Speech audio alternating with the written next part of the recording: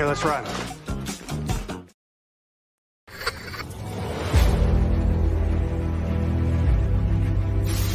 Your mission, should you choose to accept it. It's a quest. It's a quest for fun. Well, The Rock says, why don't we just cut right to the chase? Okay, now he wants to get together. Well, he wants to talk. I want you to do me a favor. I want you to tell all your friends about me. It's showtime, folks! What are you?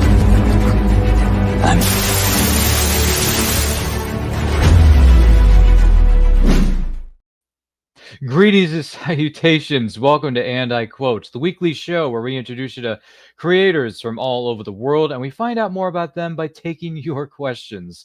I am your host, Ryan of And I Quote channel, and our guest on this episode is performer, and writer Karen Cecilia is in the building, joining us all the way from Scotland.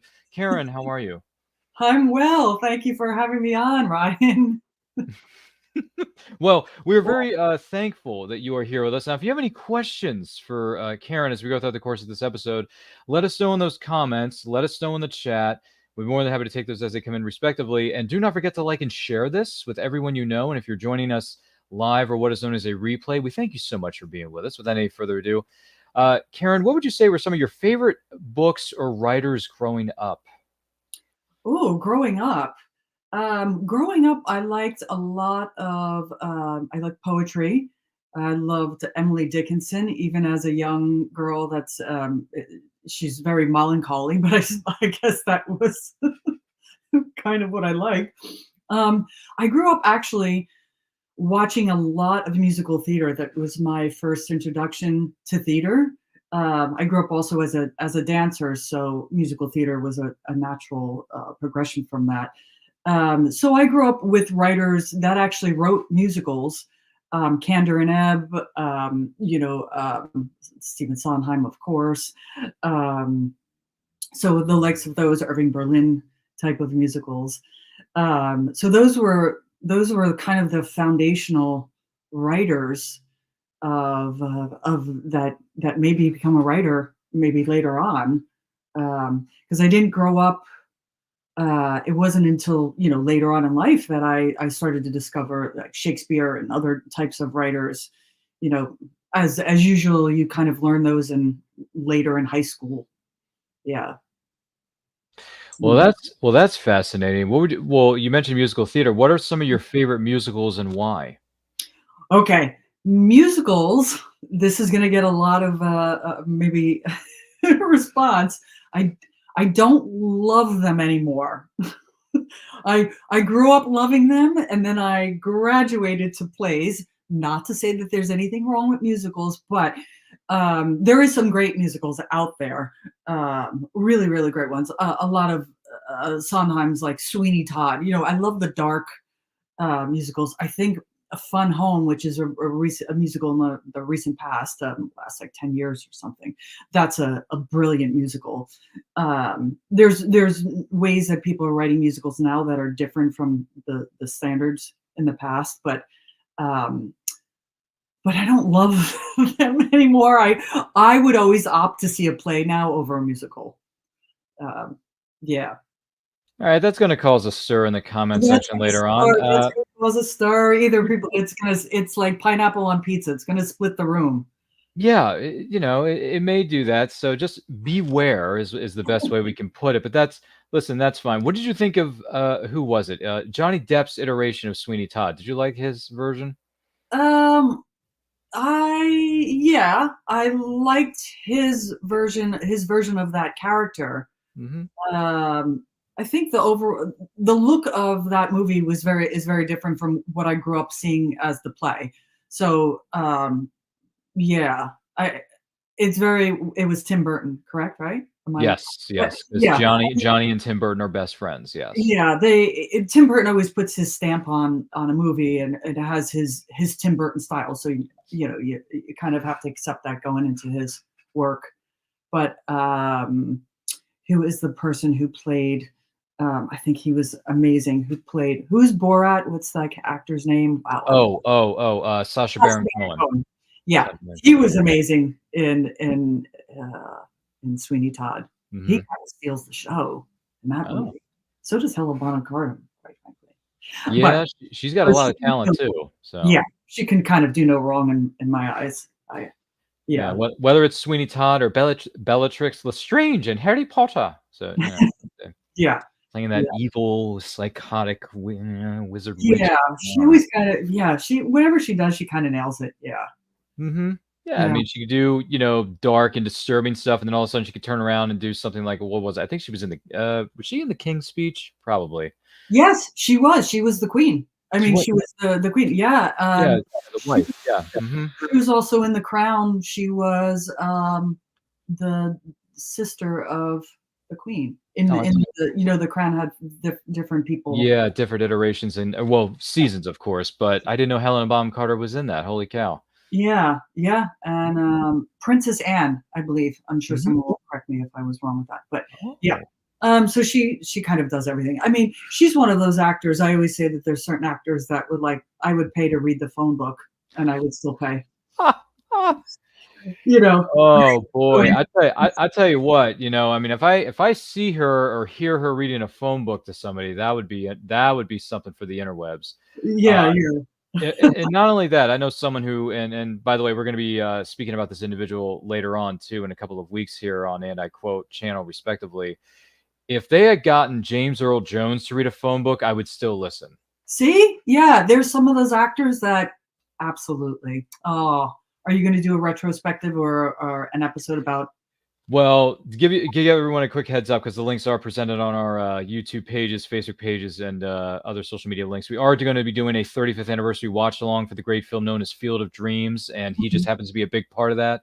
Yeah. So even though we're doing a watch along and celebrating the film overall, we're also going to do it as a tribute to the great late James Earl Jones, who gave us so many great characters, so many wonderful memories, and he's been in so many different franchises and films that have stood the test of time, as it were, whether it's Coming to America as Eddie Murphy's dad.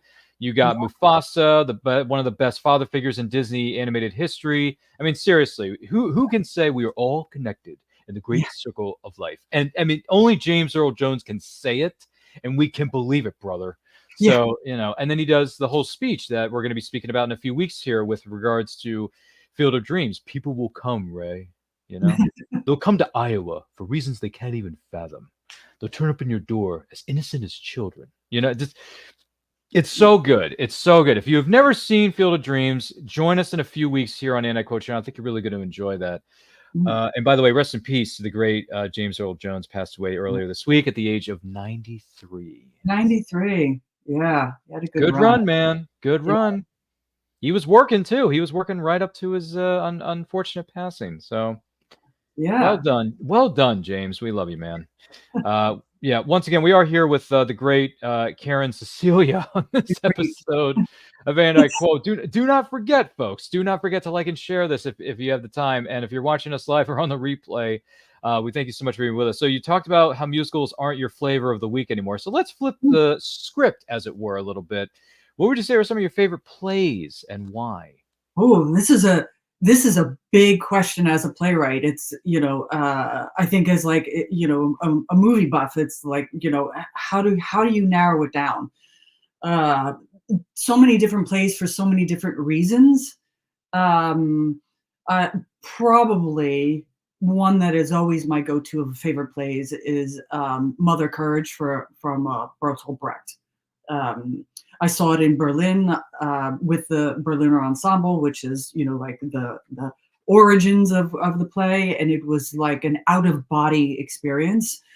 I've seen it in New York. I've seen it other places. That would I would dare to say that might be number one. If I'm going Shakespeare, I'm going with the Scottish play, Macbeth.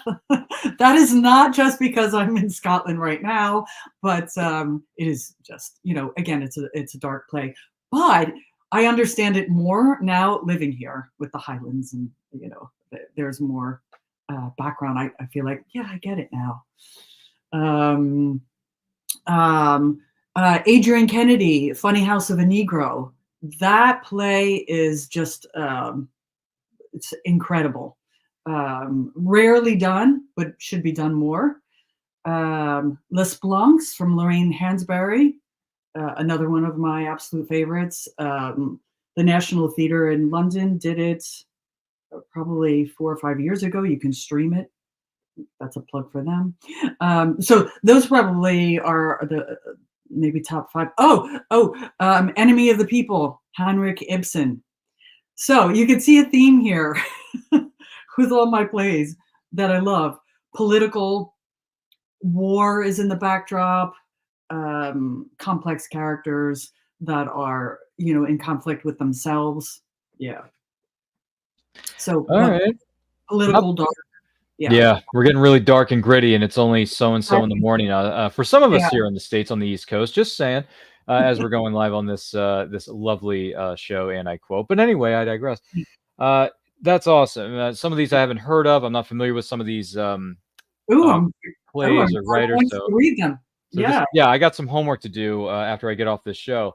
One of the plays that I really enjoy, and there is a little bit of bias here because we performed this when we were in high school theater, and a lot of people have done this at their high school theater programs, I'm sure.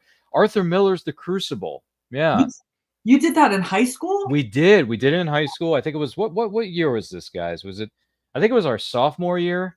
Wow, we did it, and I auditioned for the play because what we did before was a musical called Godspell. Now, I was on the tech crew for that one. I wasn't one of the singers or performers or anything like that. I was working behind the scenes.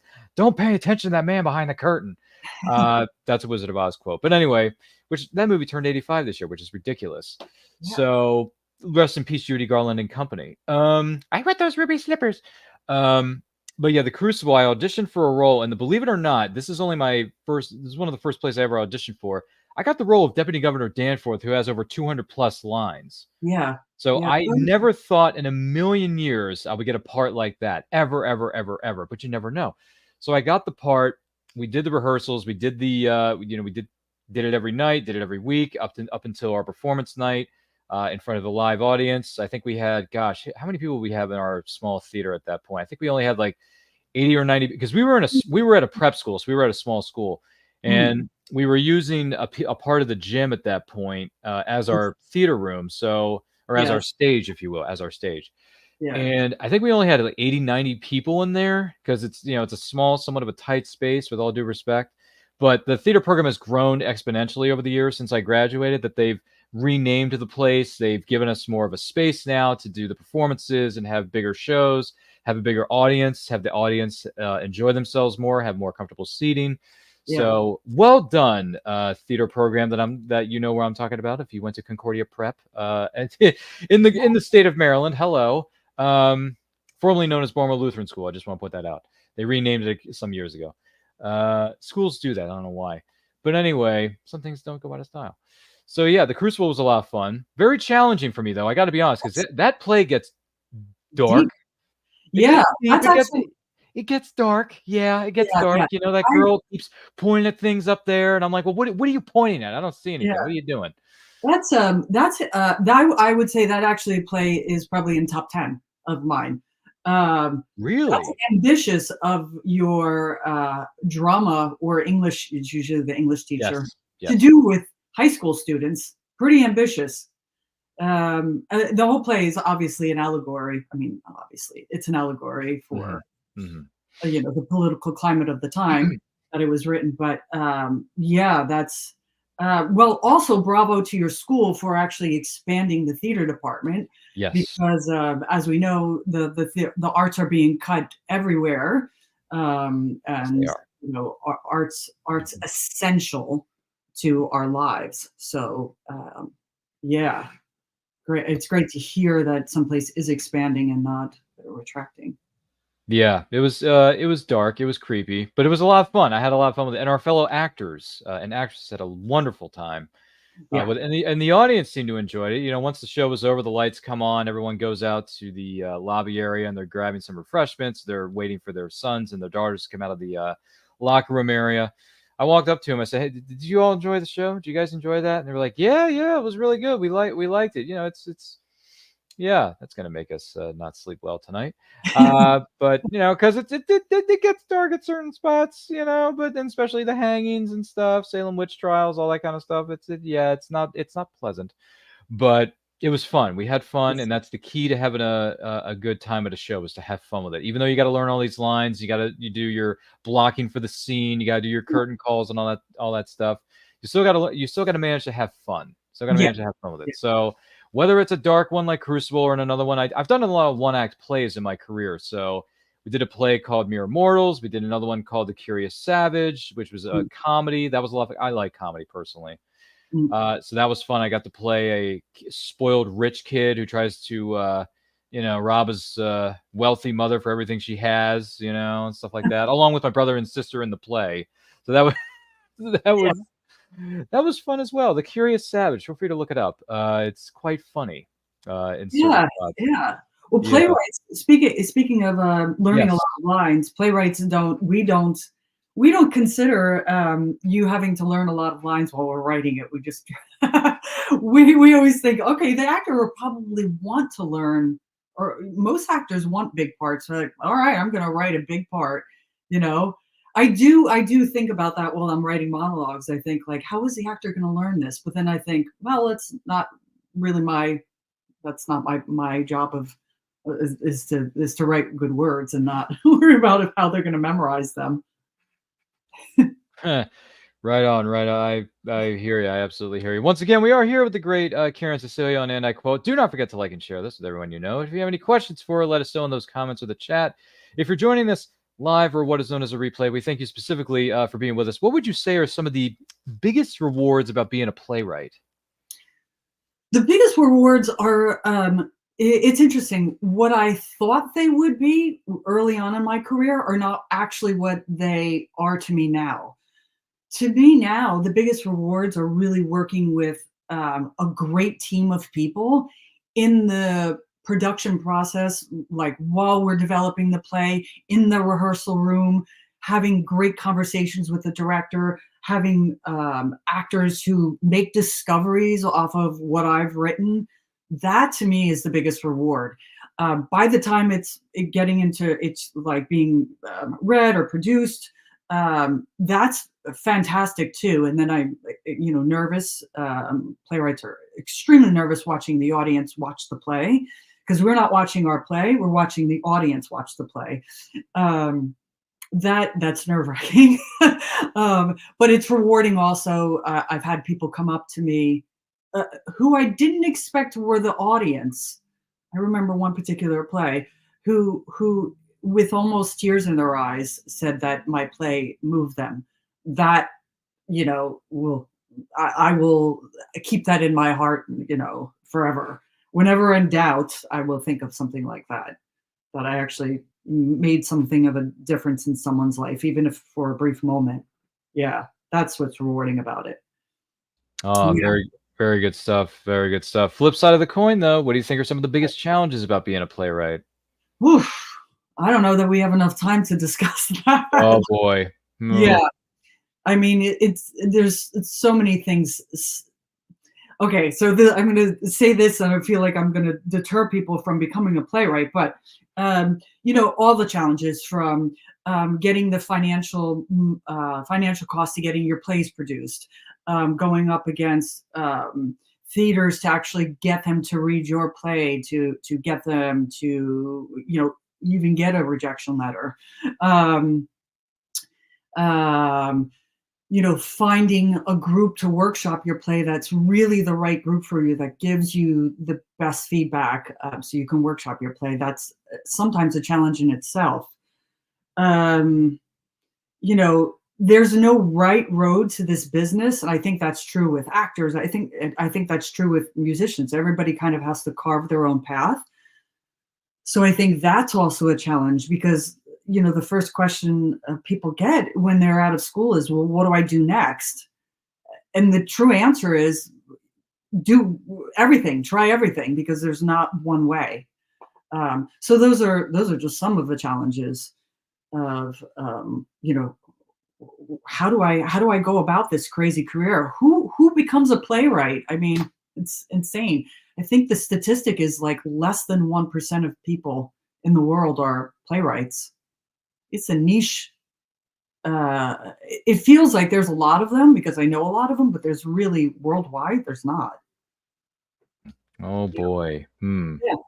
Small percentage, small group of people, but at least you're still passionate about what you do, so that always carries Well, through. I mean, I grew up going to the theater, and I think that it like I think many people, I think it kind of saved me. It felt like I could see people with different points of views and different experiences. I'll be, on the stage, which it seemed like as a little girl, like, wow. And it was like, I think this is kind of where I feel at home. And then I made it at home. Oh, well, there you go. Nothing wrong with that. Any other pieces of advice you would offer to aspiring playwrights? Yeah, I think there's a lot of things. Just I think of it this. I think a lot of early career playwrights don't see it as a long game. It's a marathon. It's not a sprint, right? If you're in it for at least a decade more, which is daunting when you are starting off. You're like, oh my God, this is going to take a decade for. Yeah, it may. It may take even longer, or it may just take a few years to get your feet off the ground, but it's not going to happen immediately. So I think of it as a long game and not a short game. The other thing you're going to have to do is you're going to have to write a lot before you start really getting decent or good at it. You're going to have to write a lot. You're going to write a lot of bad things, and that's fine. That's actually part of the process. You should be writing bad things, and you probably still will write, but even 10 years, 20 years into it, you'll be still writing bad things, but every once in a while, something will be good. That's a fair point. That's a fair point. I mean, I've had my fair share of rough drafts, hence the reason they're called rough drafts, because they're not very good. But then when you go back and do some editing, some polishing, or you share it with a friend who's also a writer, and you say, hey, I'm having a little bit of trouble with this. Can you give me some tips and tricks here or whatever? And the beauty part of this show, or anybody who's a podcaster, and I'm sure anyone who's podcasting or watching this can attest to this, once you network with a really good group of people, they'll go to bat for you and they'll help you. Like I've gone to one particular indie writer to help me write a short story that I was putting together 2 years ago. Yeah. And I said, hey, I want you to take a look at this, see what you think. And he's like, all right, well, you should be doing this. Tighten up more. Tighten this up a little bit. Yeah. So I went back, right? I went back in there. I tightened it up a little bit, and then I said, okay, well, what do you think of it now? He's like, all right, this is getting better. This is getting better, but you need to do this. You may need to think about doing that, or do this, or do that. And I'm like, okay, all right, I got you, man. I got you. I trust you. I got you. So I went back in there. I polished it a little bit more, shined it up real nice, sent it over to his inbox, and he says, there it is. This is good. Yeah. You did it. You're getting there. You're starting to find your footing here, and that's good. And that takes time for anybody who's just starting out to become a writer of any sort. I was writing a short story. That just happens to be set in the Old West. So, yeah, of any genre. It's first draft. Playwrights workshop their plays in front of people. It's I think the only two professions that publicly do first drafts, which is terrifying, is comedians. Work out their material in front of a small audience. The playwrights are the same. In that, we bring in a draft in front of people, get feedback. It's clunky, then go back and rewrite. There's always rewriting, and that's part of it. Also, that's what I would say to new writers is like your first draft really is just your first draft. It's not where it will ultimately be, and that's fine. And sometimes there's a lot of changes, and that's all fine. That's all part of the process. Yeah. Well, in the words of our good friend Morgan Freeman, she's right, which is very true. I do want to share something with you and for the person who may be watching or listening to this right now. Speaking of writing, playwrights, coming into your own, maybe making some mistakes, learning some new things along the way. Recipes and rejection. Boy, that's two words I never thought I would hear for the title of a book, let alone in the same sentence. But tell us a little bit, what exactly is recipes and rejection, and how did this all come about? Okay, so this book kind of came about, as a playwright, you submit your work to potential theaters through the artistic director, through play submissions. I mean, and this is just part of the process. I was doing it for years and years. I collected. I thought very early on to just keep a file of all my rejection letters. I just, I thought one day, I think Stephen King said this, that he would wallpaper his bathroom with all his rejection letters. I hope to do that one day. So people will never leave the bathroom. They will be reading my works, my rejections. So, I have this file of literally hundreds of rejections. That is to say, I submit a lot, right? It's part of the process of getting your plays work out there. It's a numbers game at some point. And some of them have killed me. Some of them have really hurt. So I had this kind of arc with these rejection letters. And one day I got one recently. It was late last year. And I thought, I just had a different feeling about rejection letters. And I thought, you know what? They don't affect me the way that they used to. I have a different understanding about the industry, about the whole process, about how you get your plays produced. And I thought, wouldn't it, on a hoot, I just thought, like, wouldn't it be funny if I published my rejection letters? Just not even thinking, I was like, I don't know who would read it. I don't know. I was like, yeah. And then it just started to come into framework of like, well, how many would I publish? And so I started going back into my rejection letters and reading them, and it was like, wow, a lot of funny things in there. My name is spelt wrong in some of the rejections. Sometimes that's not even my name. It's Dear Playwright, or on one of the pages here, Dear Valiant Playwright, which is like a little condescending, maybe patronizing. So then I was like, okay, I'm gonna publish some of them. And why would someone want to read this book? And I started talking to my friends, and then I was listening to another podcast, a very famous one, and they said, they were talking about their memoir, and they said, yeah, cookbooks are the only ones that are selling, like, in the publishing industry. And I was like, okay, can I make a cookbook about rejection or something that combines them? And kind of that's where the recipes came in, and I started asking my performer friends of all different genres. I was like, what recipe do you do to self-soothe? It could be the most horrible, embarrassing one. I said, actually, those are the ones that I want. And they started coming in. So that's where the book kind of began. Yeah. Man, gee willikers, bazinga. That is one for one for the books. No pun intended. Yeah. Recipes and rejection, they kind of go hand in hand. I need a recipe to make this meal, and then I need a rejection letter to go with it. Why? Because it's just how we party around here. Yeah. Yeah. I mean, the subtitle is 100 of the best rejection letters as a playwright, and recipes from fellow artists to self-soothe. So when you read the recipes, you'll see how they do tie in. Hopefully funny. I have a dark sense of humor, ironically. So we'll see how they're quite funny. Easy to make, ridiculous recipes. So with intention to be that. Yeah. Goodness gracious, the things we hear on these shows. We learn something new every day, folks. That's the beauty of these programs, that we hope you who may be watching or listening, particularly to this episode of And I Quote with Karen Cecilia as our guest, are enjoying. Don't forget to like and share this with everyone you know. If you have any questions for her, let us know in those comments. Let us know in the chat. If you're joining us live or on the replay, wherever you may be in the world, we appreciate you so much for doing so.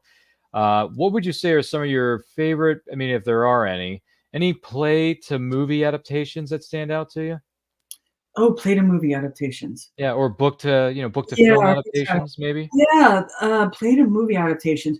Oh, I would have, the 80s, I think, were the heyday of some good musical too. Speaking of musicals, I would say a classic is A Chorus Line, the movie. It translates brilliantly onto God, a young Michael Douglas is in that. I mean, this is, in his Romancing the Stone days, Michael Douglas.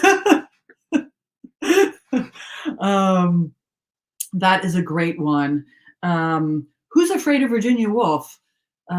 Which the brilliant Edward Albee, who has 3 Pulitzers under his belt. That one didn't win a Pulitzer, but it translated really well to a movie. I don't think that he was particularly satisfied with the movie, but we all are. So A Streetcar Named Desire, another oldie with Marlon Brando, the classic Stella, Vivian Leigh. Mm-hmm. I mean, that's again, Tennessee Williams was the writer and translated into the movie, but wasn't happy with it. But maybe playwrights are never really happy with their work. I don't think even if it was done the way he wanted, he would be happy. So. No, I mean, with all due respect, Michael Ende, who wrote The Neverending Story, the book to movie. Speaking of book to movie adaptations, yeah, that movie came out in 1984. Michael Ende went on record by saying he didn't like the adaptation very much at all because they took too many things out, or they added too many things into the movie that weren't in the book, or whatever. Like, you know what, man? This is for everybody. This is why they're called book to movie adaptations. They can't be direct adaptations because if they were, the movies would be 6 hours long, and we just don't have that kind of time. The audience is a movie-going audience, which, by the way, I've been going to movies since I was 3 or 4. I know these things. Yeah. If you watch a movie for more than 2 hours, that's asking a lot of your audience. So if the movie's 2.5 hours, they can probably do it, but it's asking a lot. Most movies, I mean, even The Neverending Story is less than an hour and 30 minutes. The movie's less than 90 minutes long, but it tells a really good story in the time that it's given. Exactly. So, if Atreyu and Bastian can get to the bookstore and then to Fantasia and back, I mean, if you can do it in 90 minutes, why can't the next producer or director do the same thing for another book to film adaptation? I mean, come on, guys. Yeah, that's the thing. You're exactly right. It would be 6 hours if they had to include everything from page to page. So adaptations they're just taking the best parts and creating an arc. And so this is always the thing. Well, it's never as good as the book. It's not, because it's a different genre. It is completely different. Books can luxuriate in descriptions for pages, but movies don't have time to do that. So it's not going to be the same. Plays, on the other hand, are generally 2 hours, in the theater, which is interesting because there is an intermission in the theater, but there's not an intermission in a 2-hour movie. So I always find that interesting how our time, how our attention span changes.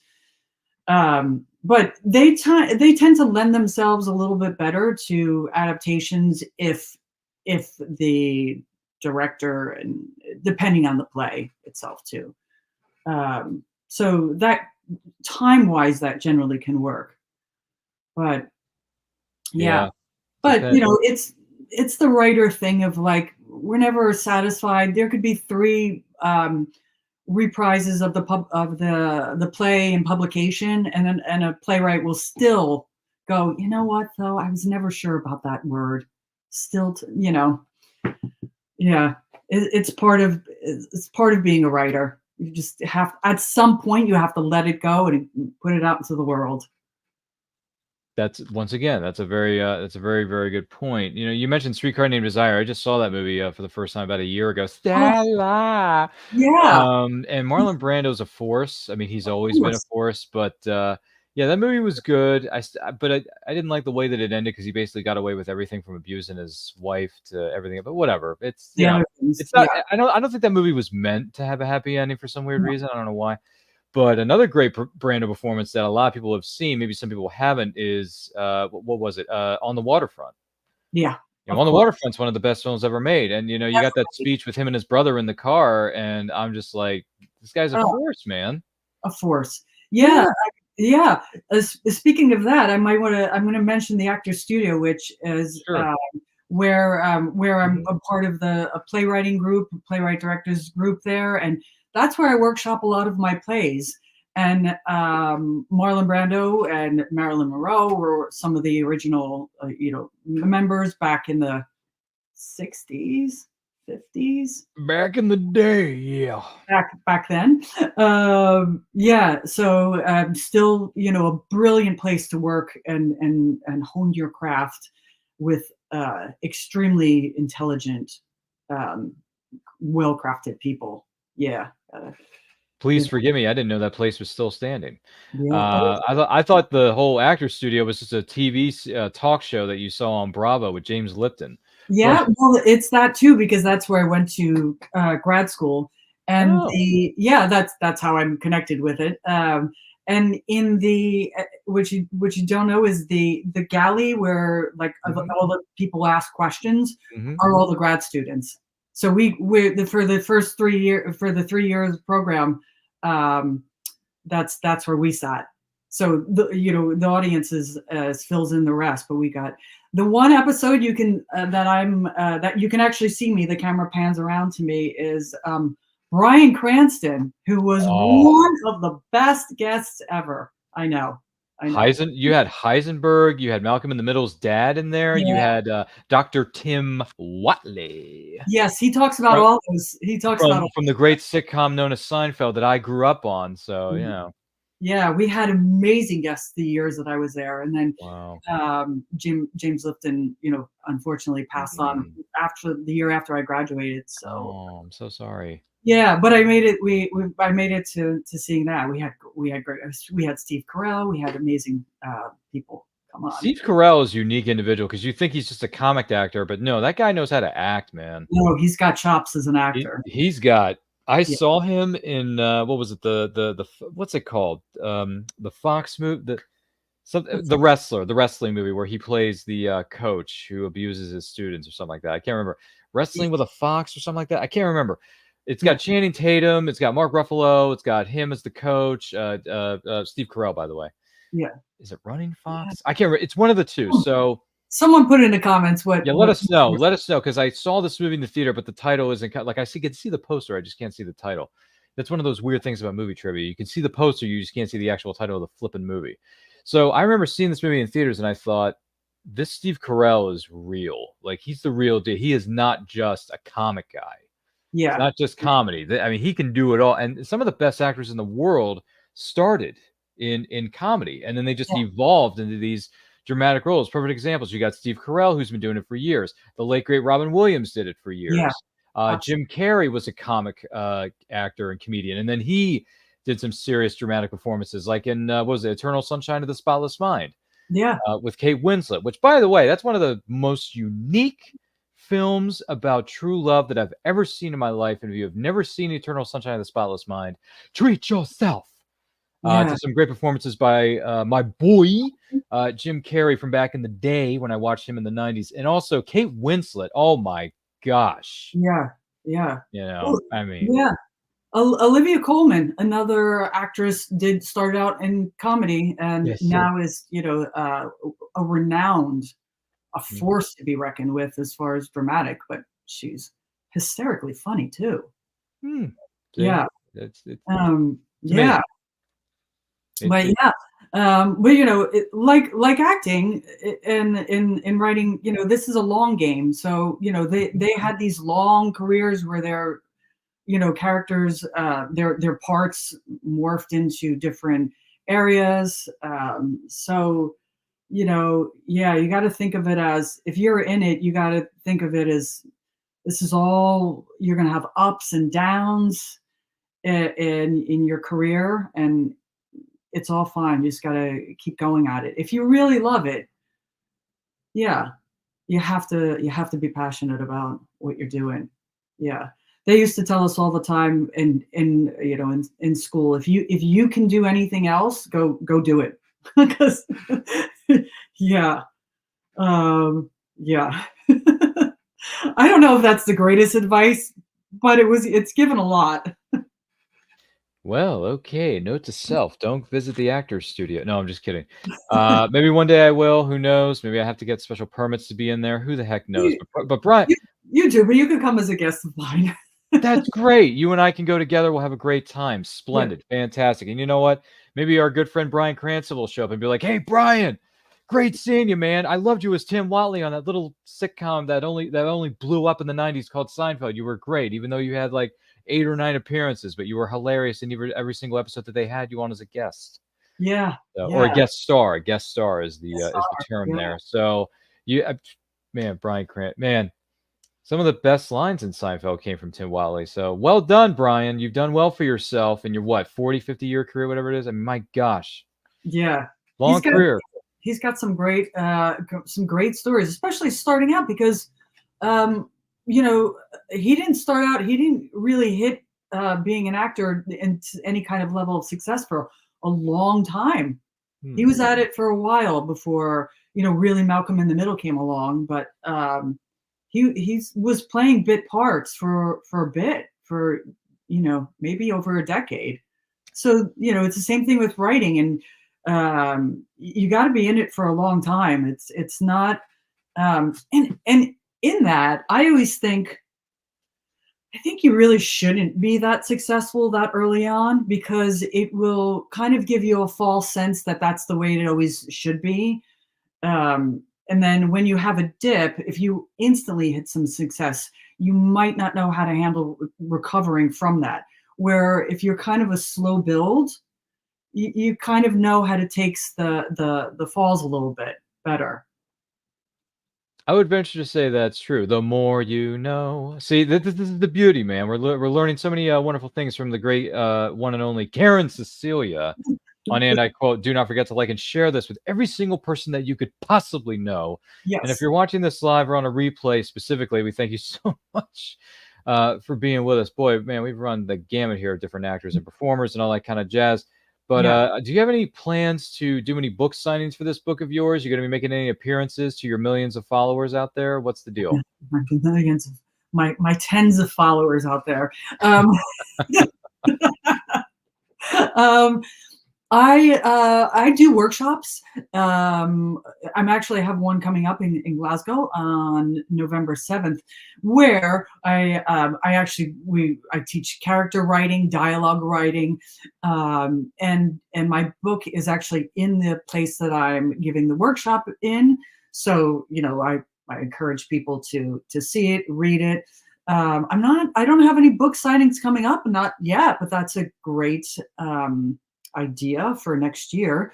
Drama Books in New York City does have a couple of signed copies on their shelves. But it's a great little stocking stuffer. I'm thinking coming up for the holidays. It's a great book for the artist in your life that you are not sure what to get. It's $5 on Amazon or £6 in the UK. It's very affordable. So, it's one of those little things, those coffee table books that you can just flip open and just have a laugh at my expense. Nothing would make me happier, actually. That would be a great addition to anyone's book collection. And also, you know what would make a great coffee table book? A coffee table book about coffee tables. Yes. Get it? Sorry, that's coffee table. Once again, I'm going back to the great sitcom known as Seinfeld. Kramer had that idea. That was a good idea. He ended up doing an episode of First Stop, Regis and Kathy Lee. Yeah. You're going on Regis and Kathy Lee? Oh, you better believe it. I'll loan you my puffy shirt. No. That's all right. I got my own shirt. Anyway, sorry. We mentioned this earlier. We spoke about this earlier. Karen and I did. So I think it's only fair to say, first of all, congratulations on the release of your book. Second of all, congratulations on being witness to greatness, being a part of the Actors Studio, seeing some great interviews with some guests, some actors, actresses, people who have worked in the industry for many, many years. So after all those things that you've accomplished thus far, anyway, within your life and your career, I think it's only fair that we share this with you. Yes! come on, baby! Come on! Yes! Come on! Ah! Yes! Yes! Okay. That's what it feels like when you get a acceptance letter, when you don't get a rejection letter. Because you can get so many rejection letters and you just look for the word unfortunately, which is long, and it's in there in every rejection letter. But when you do get a letter, an email saying your play is shortlisted or made it to the finals, that's what it feels like. That's a great clip. Like like we were talking about in the green room earlier this morning, we aim to please. So I do want to let you know, and for the person who may be watching or listening to this episode of And I Quote Know, that we are indeed powered by our good friends at Poddex. Now get this, Poddex specifically are unique interview questions as well as episode starting prompts in the palm of your hand. So whether you are a new podcaster or existing broadcaster, if you will, looking to grow your audience or even get more engagement, you're going to want to check out our good friends over there at poddex.com. Use that promo code Ryan10. That's RYAN10, Ryan10, to get 10% off your first order there at poddex.com. We have some good friends of ours over there. So Poddex wants to know, what's the biggest lie you once believed was true? What's the biggest lie you once believed was true?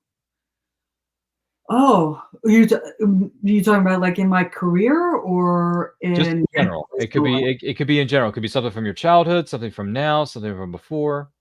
Wow, there's a lot of categories that can fit. Well, we're just speaking in general here. Let's go back to I'll think about it in theater terms. The biggest lie, that if you won an award, that meant your work was good. Because we know now, the whole system of awards, and I've seen shows that were very award worthy of every type of award and never get recognition. And then shows that I'm like, really? Have Tonys and Oscars and things like that. So that might be it. That's I just want people who put the work in and have amazing shows to get their recognition too. Yeah, that is completely fair. And most award shows nowadays are just rigged. And by the way, anyone can win a Golden Globe and they haven't really done anything. So well done, Hollywood. Yeah, you've made a lot of mistakes that we won't talk about on this show. So because we wouldn't have enough time for that. We don't have enough time. There's no time. Okay, there's no time. Yeah. But anyway, Poddex is curious though. Who is someone, just could be anybody, you would like to trade places with for a single day? Oh, wow, that is a good question. Who is someone that I I would start off by thinking that I would definitely want to trade places with a man, because I would want to experience what that gender is. So I would have to narrow it down to a man, because that would be interesting to walk in those shoes for a day. Would I want to be a world leader? That's interesting. Would I want to be a rock star? Maybe in general, maybe I'd want to see what it feels like to be a rock star for a day. Who could I think of? That's a man. Maybe Bret Michaels from Poison. Oh my God, is he? No, I was thinking something like James Hetfield. Okay. Like Metallica, like. Metallica. Yeah. I mean, maybe we would trade places with him. What does it feel like to be a rock star for 40 years? Yeah. What does that mean? That's a lot of albums. Cool. Yeah, that's a lot of albums that Metallica has put out over the years. In fact, one of my favorite professional athletes who used to be a professional wrestler and then he just recently retired earlier this year, Sting, would walk out to Seek and Destroy by Metallica as his entrance music to the ring when he was walking through the arena. So Yeah. yeah, it's a good song too. I've listened to it on what do you call it, YouTube, because people put together custom made Titantrons of people's entrance videos for professional wrestlers, because I not a lot of people are willing to attest to this. Well, maybe I'm joking, but I grew up watching professional wrestling, and Sting would always walk. Well, not always, but he later on in his career he would walk out to Metallica, Seek and Destroy, and I'm thinking, why would he change his theme all of a sudden? What is this all about? And they're like, dude, you don't know who Metallica is? I'm like, what? Metallica? What? Ooh, you don't know. Well, this was years ago, but I'm just saying, like, I didn't know who Metallica was because I was only 10 or 12 at the time, so I wasn't listening to that type of music. I was raised on music such as Steve Miller Band, and the Doobie Brothers, and Fleetwood Mac, and Peter Gabriel, and Phil Collins, and AC/DC, and Aerosmith, and what is it? What's Bachman Turner Overdrive, and Santana, Oye Como Va. I was raised on that kind of music. All right, I was raised on that kind of music, not heavy metal like Metallica.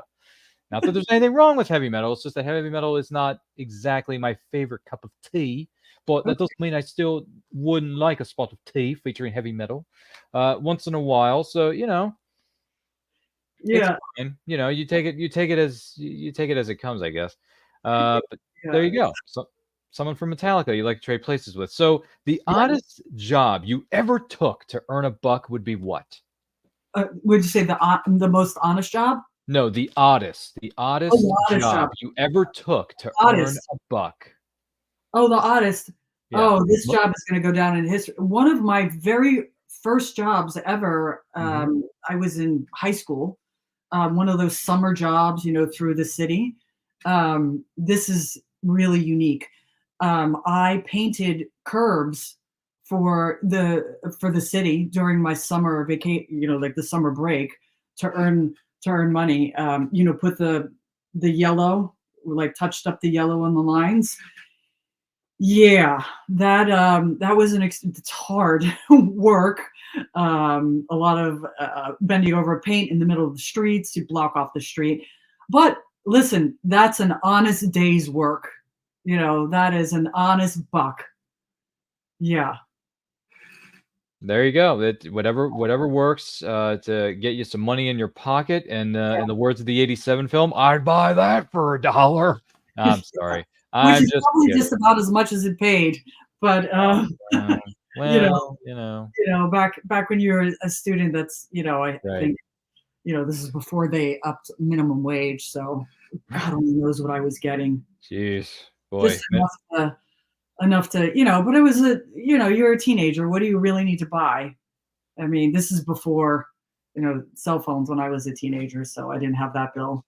So, right. Well, before you had a car and all those things. So, yeah, pizza. Pizza is always good. Whether you're getting New York style or something else. I mean, pizza has always been one of the best. It's funny. The opening scene, and this has happened I'm sure this has happened in a couple of movies that have been filmed in the city of New York. In New York, the opening scene, and I kid you not, and you can go back, there's footage of this, you can see it online. Teenage Mutant Ninja Turtles 2, The Secret of the Ooze, opens up overlooking New York City, and then it goes to these different pieces of New York where people are eating pizza. And if you want a great advertisement for your audience and saying to your audience, hey, look at all these people in different corners of New York City and different boroughs eating pizza, you should go to your local pizza joint and get yourself a slice tonight, like right now. There are random camera shots of all these different people, whether they're crossing the crosswalk, whether they're catching a cab, whether the guy is sitting in his cab, waiting for the light to turn green, he's eating a slice while he's sitting in traffic, New York traffic, no less. And I'm like, if you want me to go buy pizza, you are doing a very good job of convincing me to do so. Do you see what I'm saying? Yeah. Well, yeah, as a New Yorker, living in Scotland now, but as a New Yorker for almost my entire life, we do put down some pizza. I mean, it is on every corner, and it's the main cornerstone of our diet. So yeah. And not that there's anything wrong with that, by the way, because I have been a fan of pizza since I was very, very young. So yeah. I mean, I kind of consider it a perfect food. I mean, it's perfect. I could eat it every day. I It's agree with yeah. you wholeheartedly. See, this is why Karen and I are becoming such good friends, even though we've only known each Yeah, other for we'll about talk pizza afterwards. yeah. This is why we're becoming good friends, even though we've only known each other for about 50 minutes or so. Which, by the way, this has been a great episode thus far of And I Quote with Karen Cecilia, who just happens to like pizza as much as the next person. So don't forget to like and share this with everyone you know. And if you're watching this live or on the replay, we thank you so much for being with us. And if you feel yourself getting hungry later on, feel free to get yourself a slice. Yeah. What famous person's memoir would you love to read? Memoirs are kind of not written well. They tend to be a little dry. I've always found that I've read like the first 100 pages of a memoir and then I kind of drop off. But so I would say the memoirs that haven't been written are usually the ones that I would want to read. Who would be great memoirs? You know, kind of probably the sad people. I wish someone like Edgar Allan Poe would have written a memoir about himself. I mean, his writing was, really is all about himself, but he never wrote a memoir about himself. That would have been a great memoir. God, if Shakespeare would have written a memoir about himself, so many things would have been answered about his plays. But but he never wrote a memoir about himself. So those were probably the ones that were never written would be the best ones. Yeah. All right, man. We're getting some really good answers to these questions presented by our good friends at Poddex, folks. Let me tell you. Yeah, these are good questions. Good job, Poddex. Yeah, they really know how to bring their A game here. So Poddex is curious though. Do you have a favorite thing that you would do for girls' night out?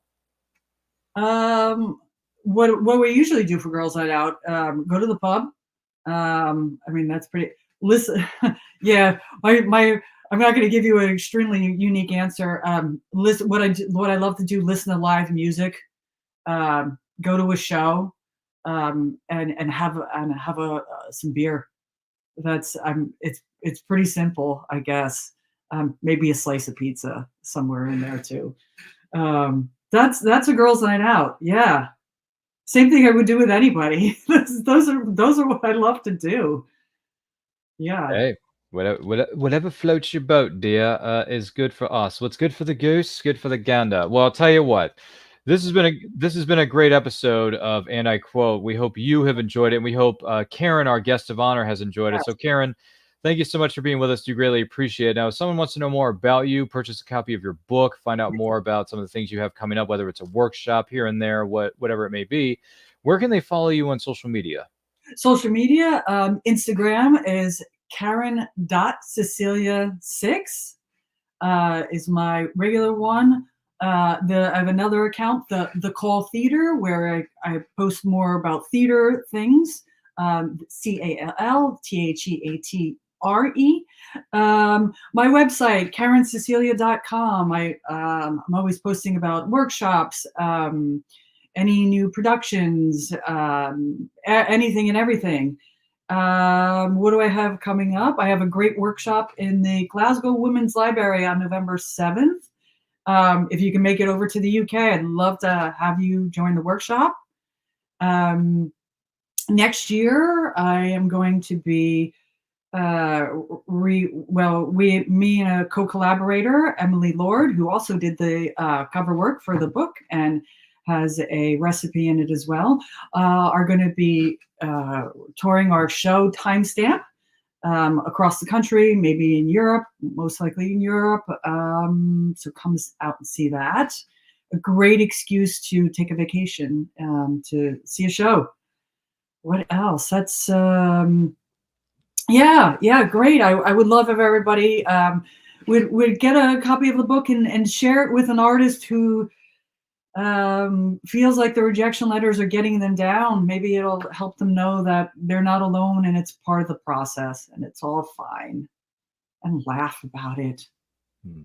Absolutely. Absolutely. Well, thank you so much for being with us here, Karen.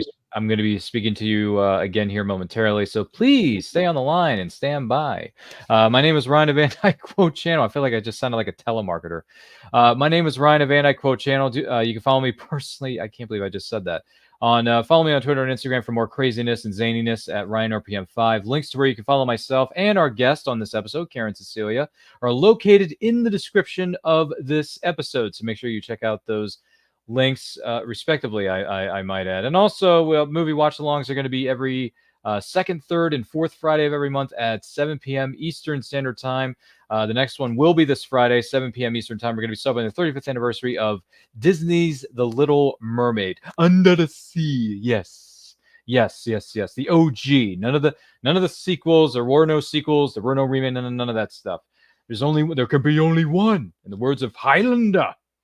If anyone remembers Highlander from the 80s, let me know in the comments. Be curious to hear your thoughts. That was a good movie. Speaking of Scotland, Sean Connery is in that movie. So we love you, Sean Connery, and rest in peace, good sir. We miss you very much.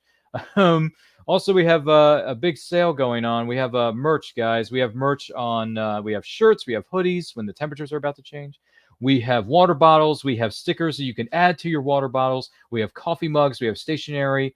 Things that you can put up in your room or your office space, maybe even your classroom, whatever you may need. Maybe Karen may need a new awesome-tacular piece of clothing to keep herself comfortable over there in Scotland, for Pete's sake. Maybe she'll buy herself something. I don't know. That's up to her. And also, we're on the road to 5,000 more phenomenal subscribers. Once we do, we're going to throw a great big live stream celebration. It's going to include returning favorites. Maybe, just maybe, Karen will join us all the way from Scotland once again to say hi to everybody, maybe share some great stories with us. And also, we're going to have some special giveaways that you, our incredible viewers, listeners, and subscribers are going to be eligible to win. So help us reach 5,000 subscribers on this YouTube channel before the end of the year, and we are going to celebrate in grand style. And who knows, will people join us from all over the world, whether it's our good friend Case in the Netherlands or Karen in Scotland, for Pete's sake. So you never know what's gonna happen. Good Lord. But once again, thank you so much for being a part of this. We cannot do this without you. And I quote is every Saturday, normally at 12 p.m. Eastern Time, unless otherwise noted on our social media channels. Links are in the description below. So once again, like, comment, share, subscribe, ring that bell to be notified of when our videos go up or they go live. And remember, life is better when supporting indie creators all over the world. Take a look. Famous Faces and Funnies in Melbourne, Florida is leading the way in pop culture fun. From comic books and graphic novels to Funko Pops and collector's items, Famous Faces and Funnies has it all. Rick Shea and the professional team at Famous Faces and Funnies are friendly and knowledgeable. Whether you're looking for toys, props, collector treasures, or a new comic book, Famous Faces and Funnies is your one-stop shop. To find Famous Faces and Funnies on Facebook and Twitter, just type at FFF Comics.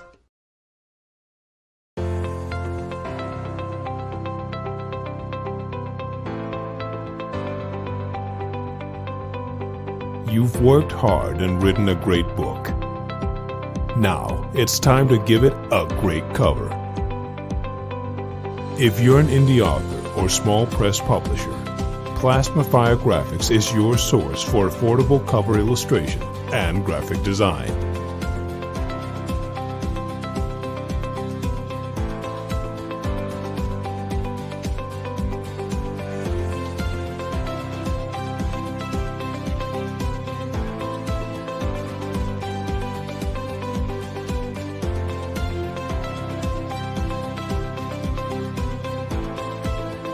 Plasma Fire Graphics, when the look of your book matters to you.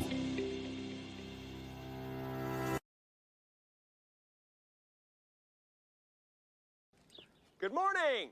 Oh, and in case I don't see you, good afternoon, good evening, and good night.